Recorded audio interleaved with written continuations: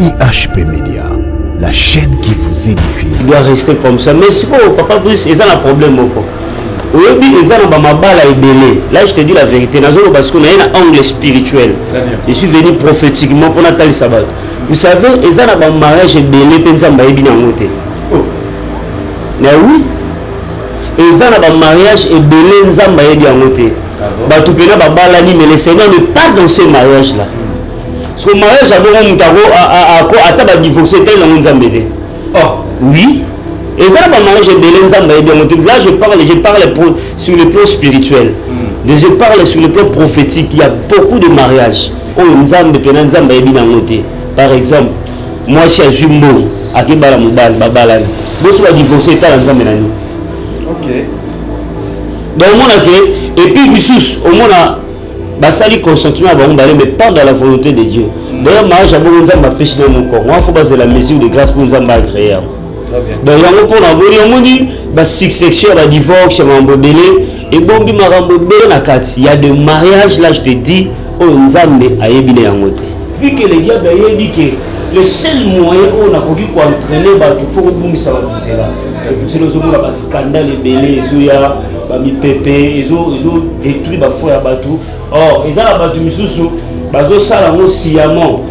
Donc, on dit dans le monde des ténèbres, tellement Satan a l'ingaba marambo à la salité, a l'ingaba marambo à la bizarre. Et on dit scandale sexuel aux les carottes. C'est diabolique. Ce sont des choses bien planifiées dans le monde des ténèbres. Pourquoi? Et pour entraîner, pour faiblir foi à vous savez, une famille scandale a bien ensemble de la société. Là, le monde des ténèbres a gagné son pari. Donc, Paris, la banque à la Kaba est garé dans l'ensemble. Et puis il y a des hommes de Dieu, oh yes, il y a des gens qui ont magie, dans l'occultisme.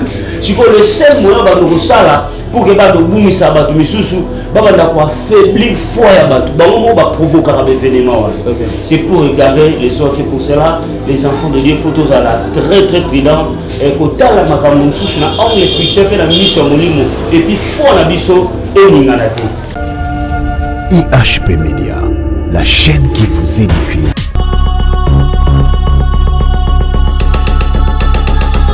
Shalom peuple de Dieu, Eboye, Imalam Nakat émission la Bisso, Parlement Céleste, présenté par Garçon Sympa. Je dis un grand merci pour votre fidélité, merci pour nos conseils, merci pour nos commentaires du topo, merci pour nos conseils, pourquoi pas, critiques, nous allons la force en Bisso sur cette chaîne EHP Média. Je dis un grand merci à la serviteur de Dieu. Et Bassereur de Dieu, Nyonso. En tout cas, merci pour notre soutien toujours. Tous à mon condé, ma communauté de Sabiso. Aimez-vous les uns et les autres pour la Famolayo. Et je ne suis pas seul sur ce plateau, je suis avec votre homme de serviteur, le prophète Noko Babinga sur ce plateau. Et tout ça, vous allez édifier à chaque fois. Salam Beba se présentera à Oesika Parlement Céleste, Topena EHP Média, chaîne Nabiso Oyo, na professionnel Sabiso Ba Oyo, to s'abonner dans le thé, mais gars, chamo koloto, to s'abonner sur EHP Média pour notre continuité. Il y a des choses qui tout pour les Salam Zambé et Topé sur Mbote, l'homme de Dieu. Mbote, Papa Bis. Voilà, Banazé Bazolandayo, et belé dans le monde. Alors, tu as pas de bandana de ça, moi comme d'habitude, aux gens à Bambote au pétrole. Oui, la pêche, Banazé Nyoso, ou Jules Bakou, on a Nabiso dans Oyo. De loin et de près, nous sommes à Pambola, Nino na Musika, et qui vient Zambé Zambino, et nous continuons toujours pour soutenir sur la prière, à la conseil, et voilà, nous sommes à la force de mission. Que Dieu vous bénisse. Voilà, merci beaucoup en tout cas. Bandagawe émission, c'est ça toutefois tout comme on a prière, au camin sur le samedi. Pour nous, nous sommes à la bombe, pour faire tout ce quoi qui, tout ce qui nous a Salomon Korayo. Nous sommes toujours tranquilles pour la nation, la commune de Christ de Nazareth. Amen. Amen. Merci beaucoup. Je dis un grand merci à Maman GH, à Papa Zéamani. Vraiment merci pour notre soutien. Maman Nyon, vous mettez toujours pour soutenir les autres. Un grand merci de la caméra Baudric. Et on a aussi équipe de EHP Média. Je vois Dédé Mion, Dédé Kawele, puis Charlie Kanga, pourquoi pas Nathan Mamba.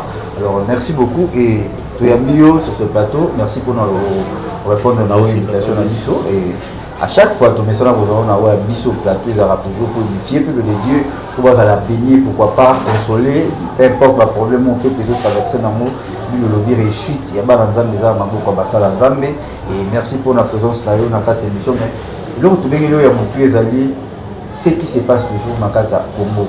Et là, maman maman Cornélie Mwinga, et sur Bambo te passe par mais papa plus sur la Marabassa, la Nzambe, l'eau la moi analyse prophétique, pour ça la paix. Comment à chaque fois, toujours la Mouka, toujours tout dans l'actualité, et puis mingi, au lieu de la frère ou ya bapaya to desala bodenga mais kaka basala nzambe makati. Est-ce que Yesu alingalia côté parce que moi confusion ça na bato belé baoloba ce n'est pas encore la fin tout ça la personne en maçon voilà droit aux yeux sur ce plateau tu dis que tu refuma malisu sur solo malam mingi voilà.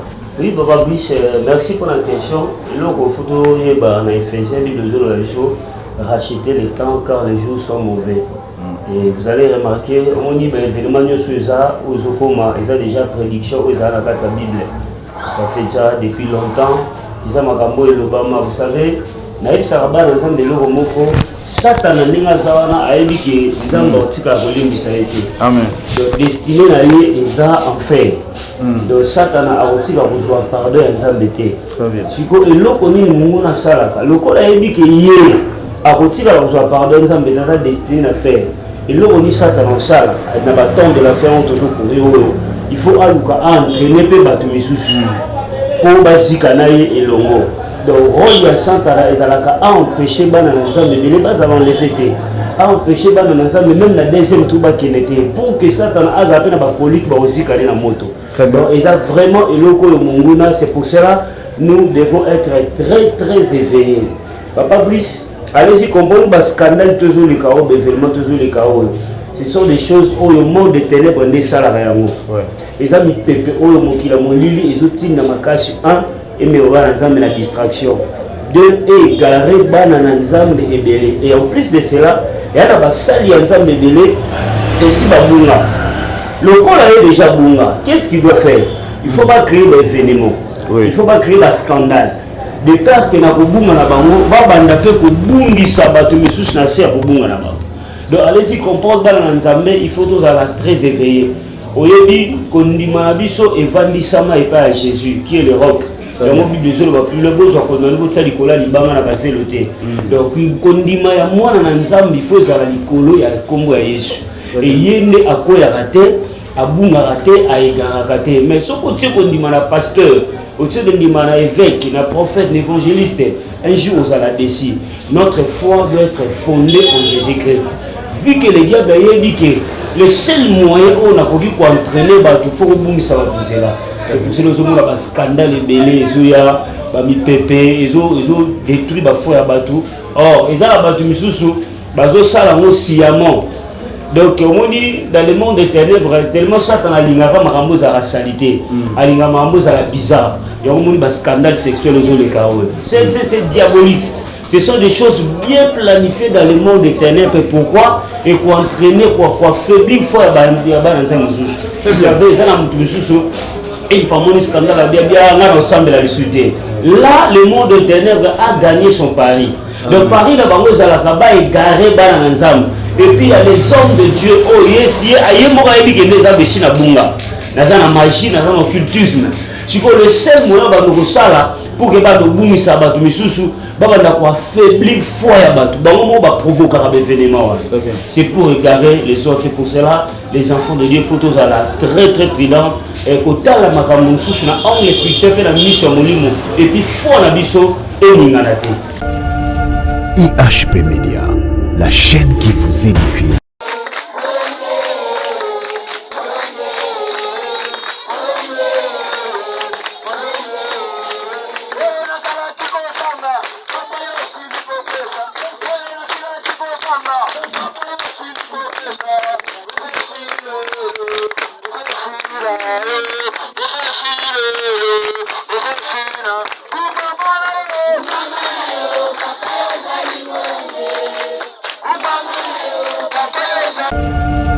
IHP Média, la chaîne qui vous édifie. Un grand merci à Ornélie Allegra depuis Londres. Merci beaucoup maman. En tout cas, ma question à Bananza Ménion, ce boba qui posé le prophète Enoch sur ces plateaux à Rosoyango et ça dans moi dans ce qui concerne les actualités. Moi les mabako ezobetama Petro et tout beau sanateza ba chrétien oyo, ba chrétien béré, ça dit balandela kalikambo.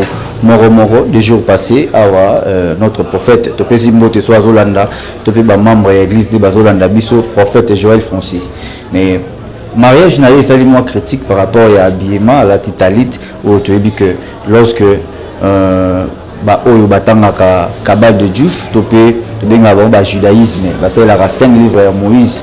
Alors moi culture wana parce que ban Israël lorsque ba bimaki ba tribu nyoso ba batikalaki ezaki ba Juda tribu ya Juda ndetikalaki oyo et ils ont continué toujours na culture Diouf topé na religion oyo ba bengi kabal Diouf. Alors nakolalisama sama babino toko l'examen bo été photo soit prophète Enoch babinga sur ce plateau comme comme ça la paix analyse Charlie quand nazo balancer les biso il mange ya bilamba wana lataki o ba bengi na kombo talit et pourquoi na kata mariage ensemble na moi sinae kolata et lamba ya bongo liboso la cérémonie spirituellement bon en tout cas pour la okosi la molimo moshantu makamute je ne sais pas pourquoi azalaki animé ya kolata teni wana là na iki na otala image na mona image yango mais pour na okota profondeur te mais déjà tu dis malamu na ba compartiment ya ba loge ezalaka na ba bilamba ba pesa rabat mais je ne sais pas peut-être monsieur Pérouz à la tiango on est sengo mais monsieur Pérouz à la tiango il y a quelque chose qui se cache mais prophétiquement par là na moni na le loroté et na moni le loroté et déjà na prier na côte approfondir na iba pourquoi il s'allie à la tateni wana bon moi aussi na 8 ans ya ko tala penza ba image na été pona iba comment la ti batali je ne là vraiment na za na approfondir ko kota na katite mais et loko est sûr et certain et bateli nyonso ezalaka na bacode moko oyo ebombamaka na kati si peut-être alati yango mpona habillement la tant mieux mais soki alati yango pour cacher quelque chose qui est dedans et wana je crois eza eloko mpenza malamu te epi nakosala effort na mona yango lisusu et puis na comprendre spirituellement pour comprendre pourquoi la titeni wana prophète alobi na bosembo mingi en tout cas merci beaucoup na ba nzambe vous scotché branché pour na kolanda biso et na profiter na ba une fois encore biso ba yo s'abonner sur EHP Media to s'abonner chama mokoloto ou cliquer na cloche pour que vous ayez ba notification et que ça vraiment malamu mingi et to meka pe ko zonga momuki na Matthieu chapitre 5 verset 17 Christ alobi ne croyez pas que je suis venu pour abolir la loi ou les prophéties mais je suis venu non pour abolir mais pour accomplir et le reste de taille sami momuki na kati ya ancien testament to mona kenza mazo pesa mibeko pa Moïse le bana Israël nyonso baba ya bapalate baba ya baba la bapayate plutôt donc bala mopaya ezamabe selon mibeko Christ apesaki dans ancien testament alors batou ebele bazobeta mama baku par rapport ya mariage à Joël Francis est-ce que mibeko en ancien testament et le moi nango ou bien c'est normal akobala na même film avec étrangère mais dans le Seigneur Papa wisdom va pas vouloir question déjà en fait na comprendre le moko na communauté na biso il faut pas toujours tout memaka certaines choses n'a pas mauvais sens là moi je parle que la vérité rien que la vérité Bible zoloba en Christ il y a ni juif il y a ni grec il y a ni femme il y a ni homme donc nous sommes un mutu na mutu azana droit ya choix osala choix o ya lingi selon la volonté de Dieu ce qui akobala mundele akobala donc déjà il faut tout yeba eloko surtout nous les Congolais to comment osala makambo ndenge nzambe azalaka ya biso non nzambe aza pona ba européen nzambe aza pona asiatique d'ailleurs Jésus-Christ besoin ba car Dieu a tant aimé le monde il n'a pas seulement mentionné les Congo donc abi mukili donc en Christ nous sommes un déjà en Christ européens zate paraguayens zate africains zate bisos tous amoko si le prophète le frère en question a sepé la balle à mundele tant mieux si c'est dans la volonté de Dieu et en tout cas toko beta maboko que kobala mundele non ça c'est pas lui physiquement par là et humainement par là même aussi spirituellement par là donc à Christ et nzamba kabola bikolo te d'ailleurs mukolo yeso ya aotala te ke ba kongolais baza wapi ba gabonais baza non c'est lui qui a créé Bible zolo ba rechercher la paix avec tous et la sanctification sans laquelle personne ne verra le Seigneur ozala mutu mundo ozala mundele si tu respectes les règles du jeu tu seras enlevé.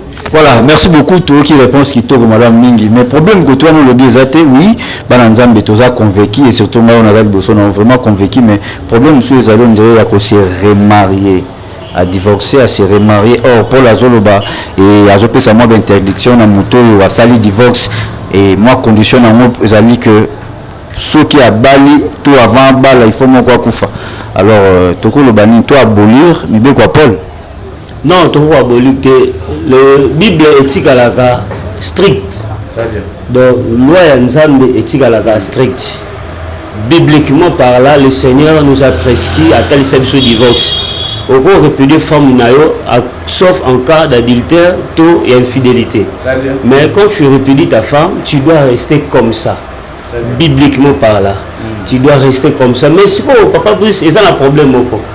Aujourd'hui, ils ont un mabala et belé. Là, je te dis la vérité. Parce qu'on a un angle spirituel.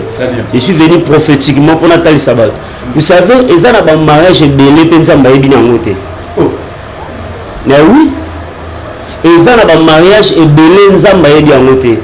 Bah tout pena ba balani mais le Seigneur ne pas dans ce mariage là. Parce que le mariage a bon mutaro à taba divorcer tel dans nzamba dé. Oh oui.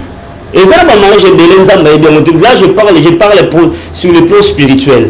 Je parle sur le plan prophétique, il y a beaucoup de mariages. Oh nzamba pena nzamba yebi en côté. Par exemple, moi chez Jumbo akibala mubal babalani. Bo so divorcer tel nzamba nani. Ok. Donc, et puis, au monde a basali consentement, mais pas dans la volonté de Dieu. D'ailleurs, mariage a beaucoup de péché dans mon corps. Moi, il faut baser la mesure de grâce pour nous agréer. Donc, il y a un dit, succession, divorce, et bon, il y a des mariages, là, je te dis, il y a des mariages auxquels ils ont la volonté à s'en mettre. Est-ce que le mariage a bon de divorcer et tel la côté. Mais seulement, bibliquement par là, il doit attendre l'un et l'autre à Koufa. Possibilité à salle adultère. Il y a un problème dans la salle est grave. Parce que tout le monde a un remariage, il a un problème sérieux. Mais le coup là, on qui sort. Voilà, merci beaucoup. Alors, tous mes capés qu'on touché, moi, et te présenter nos condoléances à notre sœur Teiko Koufa, à Zapé congolaise, en tout cas, et c'est le coup autant tout ce que tu as souhaité quitter, mais commis. Alors, toujours parler d'un maître, à outil que ma femme naïe, et peut-être, ils ont eu la façon de il y a corriger.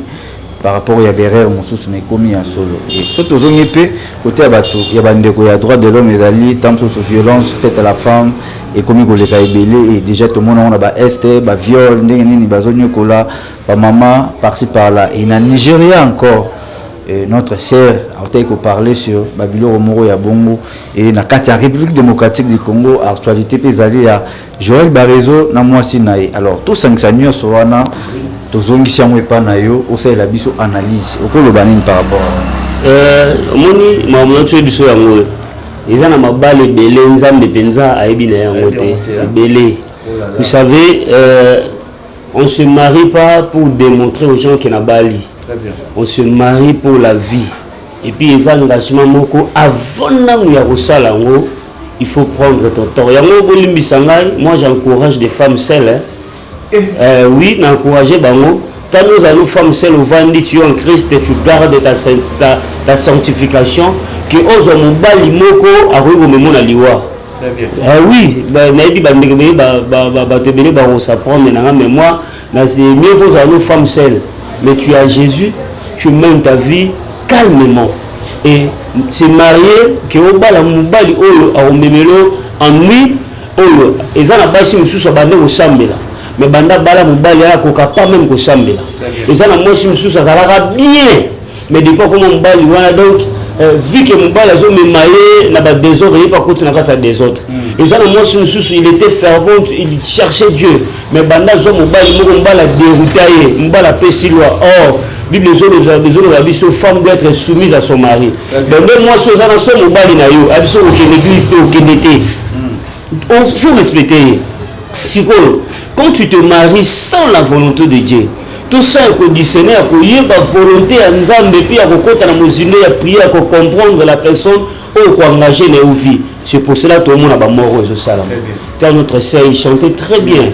Mais le lot, viba kuba eleki agression sexuelle eleki et mémé d'hémorragie tie mémé na kufa. Et notre sœur aussi oya bandal oyo maître Waza Otiko Boma, ceci c'est la même chose. Est-ce que je me demande avant de s'engager, est-ce que batuna qui volonté en Nzambe? Moi je ne crois pas. Le mari auquel Nzamba pesi mutu mobali Nzamba pesi mutu ko la cadeau. Moi si mobali Nzamba pesi moi si le la bonheur, jamais bonheur et vous comme la mutu malheur. Donc c'est pour cela on doit faire très attention avant de s'engager. C'est pour cela j'encourage mutu dans la selle à Luka Nzambe ti mukolo Nzamba opese orientation malamu pour akoma na makambo te. Oui, notre sœur Aza na lieu de repos, mais à Kativi avant, à Tiki Balane orpheline. Bien aimé dans le Seigneur, souci maman oyo kozobana oyo boti, nengo bola bango kokana voisinté, et kokana tata mo cité. Donc il faut faire très attention. Na point oyo, moi j'encourage les femmes celles qui prient au abanga Nzambe. Qui a bien apprécié. Je me sens trop seul, il faut c'est bien bon, mais tu t'engages avec qui? On se retrouve dans sœur Nabiso Marie, on se retrouve dans Onashi Otukokufa. Dans les années comme Oyo, soit encore prier, soit se précipiter, ils ont bâché belé, béba, il y a un moment où sœur Nabiso belé, bazobala, après la divorce, sœur Moutou, ils ont ça la sous-soubiente. Bon, condamné, mais bon, il y a un vivant dans mariage. Donc c'est quelque chose où il faut ressemble vraiment miniponner. Voilà, merci beaucoup. Alors, on a passé merci. Nabino Nyonso restez toujours scotché branché sur cette émission Parlement Céleste. Pourquoi? Parce que Andelo la Elobaka, Andelo la Mesana Koyano la biso par rapport à la prière, Andelo la Mesana Kotali Sabiso selon Jérémie 33 invoque moi je te répondrai. Alors, ma Kotali Sabiso de il est le rémunérateur de celui qui les cherche, peu importe ma problème aux anango, oui, on te fait pas nayo, ils ont un temps de belé dans le moment où tu veux sur la bouée. Baza ba difficulté, baza maladie, baza quoi que Jésus-Christ a salaka, voilà. Tout comme un moment où tu auras moi quelques temps d'exaltation pour que bah reconnaître Biobi si ton Dieu est mort et c'est le mien, bah mega komeka Nzambe oyo osalela. Voilà. Oui, shalom peuple de Dieu, que Dieu vous bénisse. Nzambe a pambola bino butu bopesi biso mwa temps oyo ya mukie na lingina mema moko na biso papozola ndanga mamozola ndangai na réflexion oyo eza très important sur le plan biblique. Bien aimé dans le Seigneur, na ina talisa na pesa au secret moko ya vie oyo koki komema délivrance, pe libération, pe épanouissement la vie à monde. Vous savez, dans la vie il y a ce qu'on appelle la loi de sélection. Maintenant bisa mutu moko azola ndanga na ngwa oyo na vie soki oyebi kopodate obandaka ko échouer. Na vie soki vous comprenez tout banda ko lela kaka toujours ba décevoir ngai ba salinga mabe. Allez-y comprendre. Jésus avait 72 disciples. Alongoli les 60 oyo zalaki ke bele ko leka o atike na bango. Yesu atikali na 12 disciples mais kati na bongo se retrouver na Judas zalaki démon. Bien aimé dans le Seigneur. Soko lingo récit na vie neza na batu misufu tsara bango 1000 coudées. Mutu nyonso te akoye ba secret ya vie na yo. Il faut ba ko sélectionner, il faut ba ko pona. Dans Matthieu 17, Bible il y avait un jour, Jésus a kende na ngomba, la transfiguration de Osambela. Et je ne comprends pas. Jésus a longé les sous na phase et a évacué qui 60. A eu les sous a tiré na bango 12. Na 12 Jésus a memaka 3 personnes. A kende na bango na ngomba. A juste sur le reste 9 nous a tiré bango na 7. Bien aimé dans le Seigneur, et on a battu Missou na vu nos fois à la 1000 coudées. Tu ne peux pas donner n'importe qui l'accès à Kokota dans la carrière à vie. Toujours, on va donner la trahir, on va donner la salinga mabe, on va donner la nyoko lingale. On y a bien aimé dans le Seigneur, on y a même la tabernacle qu'ils avaient la répartition. Tabernacle qu'ils avaient en 3 parties. Il y avait le parvis, le lieu saint et le lieu très saint. Mais vous allez remarquer, Batoubaragi n'a accès encore dans la parvis, mais n'importe quelle personne a maintenant dans le lieu sainté. Allez-y comprendre dans ta vie.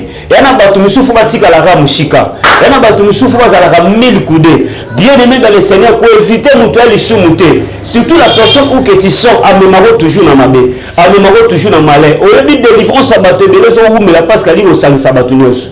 Bien aimé au sang saramoutunio sauté. Moutunio sauté à côté, on a lié sang, très sain à vie. Il y a un moutunio souffre à la rame par vie. Au bête à la facilité, mais ma cambo est allé à vie à réciter à moutunio, mais à lié très santé. Parce que ce que les menus à lié très santé, il secret na yo azana facilité à retrahir yo azana facilité à koboma yo yango na sakola likola mutu mo azolanda ngai batu nyonso o baza ba mauvaise compagnie faut bazala mille coups de bible ezoloba les mauvaises compagnies corrompent les bonnes mœurs et na bato misusu azalaka ne mabete via otambola na bato mabelele pa komosala mabe mutu misusu abanda koyiba te mais lokola apesaka mille coups de te na bato bayibaka apesa bango bazala ensemble na bango ye pa komi moyibi bien aimé kosaka na vie na yo te vie na yo eza sacré et il faut bato misusu il faut bazala mille coups de yango na sambeli mutu nyonso omemelako masolo ezanga ntina mutu nyonso amemelako échec mutu nyonso atindika ko tokende liboso nzambe apushe mosu kozala mille coude osantaka ke cousine na yo wana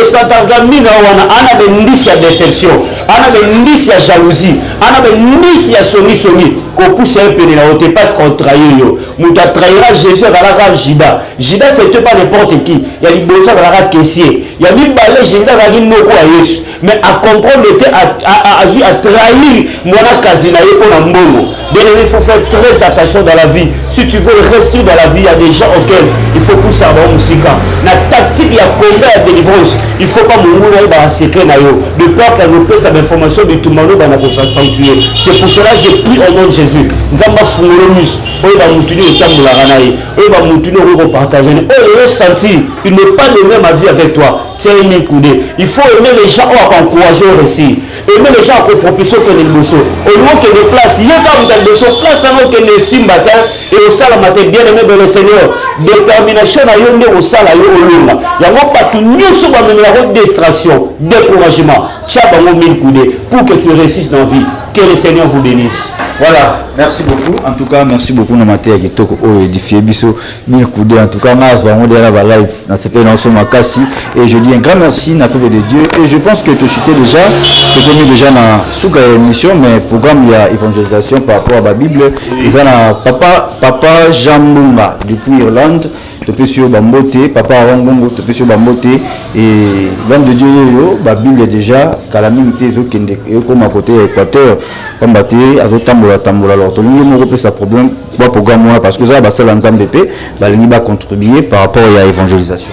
Ah oui, que Dieu vous bénisse, papa puisse na bosse ne ko penglo ko oui toujours continuer to baki toujours na signa biso ko kenango tina mois d'août on est en train d'évangéliser donc toujours ça le système qui est OK tozongi topeli muke pour na nzoto et puis on prend encore la force donc le awa tout ça awa déjà semaine prochaine à partir à vendredi samedi dimanche toujours kende lisusu donc vraiment na bato bali ko soutenir bato bazana pour ça les salut des âmes bien aimé dans le Seigneur il y a une mission primordiale au Nzamba pesa biso aller et faire de toutes les nations mes disciples et la Bible nous dit prêcher la bonne nouvelle partout dans le monde sans des exceptions donc allez-y comprendre ils ont la place mususu ba couche mususu bato ba okomate mais Nzamba sali biso grâce apesi biso tawana yana mutu mususu peut-être tu n'as pas le temps d'aller là-bas mais moi je crois na 10 francs na 500 na yo oko sunga biso to somba ba carte ba Bible pour te distribuer je crois avec les images pour comprendre comment ça se passe la distribution ndenge tozo propager bonne nouvelle bien aimé et ça makambo ya ko soutenir et ça makambo ya ko tindika ko boso nous avons beaucoup de difficultés maintenant le banio c'est ça je crois en privé na bato ba robenga bato nzamba osimba na mutema parce que to comprendre le moko Jésus-Christ revient bientôt mais pour ça Yesu ezala pour sa perdre té pour ça Yesu ça elanga bato bazala ebele bato bazala ebele neni le Saint-Esprit n'est pas seulement notre garçon de course nous nous sommes vendus à Sambela Nzambe simba mitema ba bongo na mitema c'est bien mais aussi azaka le Saint-Esprit lingaka entrer sur le terrain prêcher la bonne nouvelle. Paul a dit à Timothée proche l'évangile dans des milieux favorables ou non favorables toi prêche seulement l'évangile les ambitions au biso tout ça là toi qui na Bakongo toi qui na Kwango bientôt là toujours qui na Nzela Équateur ils ont toujours préparé neni to qui sur na est donc c'est une grande vision et aussi na Kinshasa awa nous avons ciblé aussi un millier za na Tchango Siwambanza donc toko masuana mais tout ça na manquement ba moyen je crois na Bible nous moko mi bali au sombe la biso na transport au soutenir évangélisation pour les alliés les âmes le Seigneur ne manquera pas de te bénir. Voilà, merci beaucoup, nous sommes arrivés à la fin. C'était votre humble serviteur le prophète Enoch Babinga. Il nous a juste affiché na bas écran, il nous a besoin de soutien na yo 1 euro, 2 euros, 3 euros, témoignage na yo et kozala bien le rôle d'orcas. Donc c'est que ça qui est parmi parce que babane ko ya na ba bien ba biloko après ça ba on ko présentant liboso et la femme azaki ya ko c'est quoi. Nzamba pambola yo nous a na likanisi ya ko sunga évangélisation. L'évangélisation et c'est Ngarambongo. Donc c'est comme ça. Nzamba Pambola yo, Pambola ba Nzambe nyonso, n'hésitez pas, les numéros ezawana, yo peut me trouver besoin de prière, orientation, consultation prophétique, vous avez un problème songolo, au moins sur un homme de Dieu, n'hésitez pas, cette émission est pour vrai, que le Seigneur vous bénisse. Je dis un grand merci à notre maman GH, Papa Oziamani, et pourquoi pas maman Cornélie Mwinga depuis les États-Unis, Topé sur Mboté, n'a pas si maman Nyonso, vraiment nous sommes de cœur avec vous. Et pourquoi pas maman Mégé en Vex, la Belgique, Bamotre Belé, Ornélie Allegra, contribution à l'homme de Dieu, puis à Zos et à Londres, Bamotre Belé, parce que vous allez. Nous sommes arrivés à la fin. Vaut mieux la fin d'une chose qu'un seul commencement, tout comme Nasuka, et Yambote, va clôturer une mission, à Bandel sous pour la contribution que contribution à eux est important, le fils que Bible. Vous appelez la Bible au Tinda, il y a un dégoût tout ça pour ça. Voilà, ça vraiment malam mingi, Nzambe apambola ba serviteur de Dieu nyonso, apambola ba servant de Dieu nyonso, ba Nzambe nyonso. Et ngonga ekomi mabe, moko na moko aiba na kozala mwinda na yena maboko pour que épouse azoya bientôt. Question de Biso Suka au répondre puis au clôturer prière aux alliés que est-ce que l'église est après pour nous arriver tout événement et à Jésus-Christ de Nazareth. On répond au mission puis au clôturer mission de prière. Merci. Bon, en tout cas, c'est une très bonne question. Pour le mot Papa Brice, la vérité, l'église est à nous prêter. Bon, l'église est à nous prêter. On doit beaucoup prier. Tout ça, vraiment, les souvenirs, mon centre, l'église est à nous prêter parce que soyez les lots. On dit matin, tu as la moitié. Donc, belé. C'est pour cela tant on a bâti les bichons et attend la repentance et que ça marche les bichons pour que tous allent enlever la gloire. Si c'était le cas, mais il soit là kala, mais il nous laisse le temps pour que tout bon voilà tout ça la repentance pour que tout vers la gloire. Seigneur, n'est que sam de la kotika mutunyo soazo ya nangana ngonga o. Nous avons besoin d'un bateau bazo bela. Il y a des gens au bazana ba problème bazo tout na toza solution pas nani. Mais moi, ce que moi je sais, tu as dit dans ta parole, tout ce que vous demanderez en mon nom, je le ferai. Je déclare au nom de Jésus-Christ de Nazareth. Yom tozo la nouza malade, tikanzamba bikisayo. Yom tozo na ba problème où lequel yo mayele. Je te présente personne, mais je te présente Jésus-Christ qui est la solution. Na sambeli nzambe, ozo na démarche moko administrative. Ozo na ba requête moko ba démarche musala. Tout ce que tu fais, ozo monezo simbate. Na yeko déclarer na kombo na Yesu. Na mokolo ya lelo, nzamba kota likambo na yo. Apesa une solution et puis na sambeli et le connaissons même la comme malheur na sambeli nzamba tsango 1000 coudé ce que ça malade est à la 1000 coudé na yo ce que ça pauvreté est à la 1000 coudé na oh nous sommes même la comme abe nzamba tsango musika na que tu vives la grâce et la bonté du Seigneur au nom de Jésus-Christ de Nazareth. Amen. Amen. IHP Média, la chaîne qui vous édifie.